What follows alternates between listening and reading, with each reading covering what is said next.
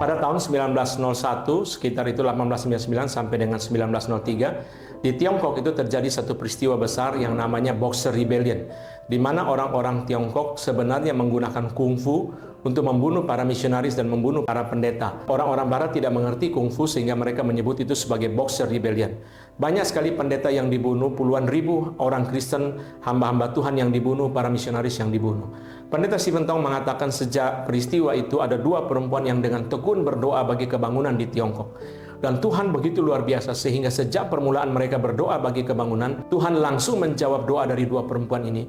Di mana di sekitar tahun di mana terjadi penganiayaan yang besar itu terhadap orang Kristen, hamba-hamba Tuhan, raksasa-raksasa Injil di Tiongkok dilahirkan oleh Tuhan, baik John Sung, Andrew Ji, Wang Mingtao, dan juga hamba-hamba Tuhan yang lain. Dari sini kita belajar satu hal, bahwa ada orang yang dengan setia melihat gereja berada dalam kondisi yang sangat mengenaskan dan perlu didoakan. Hal ini yang juga mirip dengan terjadi di dalam Mazmur 85. Hari ini dalam doa pagi Gary Kebonjeruk kita mulai merenungkan Mazmur 85 dan mulai berdoa bagi kebangunan. Mazmur 85 adalah Mazmur yang ditulis untuk menjadi seruan orang-orang Israel di tengah-tengah bencana nasional, atau istilah dari Van Gemeren, National Catastrophe. Mereka mau berdoa untuk terjadinya kebangunan seperti pekerjaan Allah di masa lampau. Tuhan bekerja lagi dengan besar di masa kini. Dan di dalam banyak hamba Tuhan yang memimpin kebangunan, selalu Mazmur 85 dikutip sebagai Mazmur kebangunan, sebagai ayat kebangunan. Dan hari ini kita merenungkan satu hal yang sangat indah, bahwa Yosua ketika orang Israel kalah daripada Ai karena akan berbuat dosa.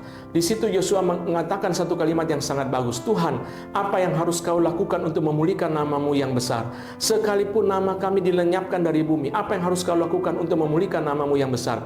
Yosua tidak berfokus kepada nama mereka.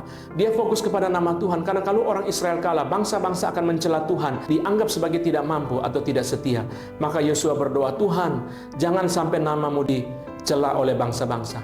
Orang Kristen mulai berdoa bagi kebangunan ketika kita melihat nama Tuhan dicela. Nama Tuhan dicela melalui kesaksian yang buruk. Di dalam Mazmur 23 ayat 3 muncul hal ini.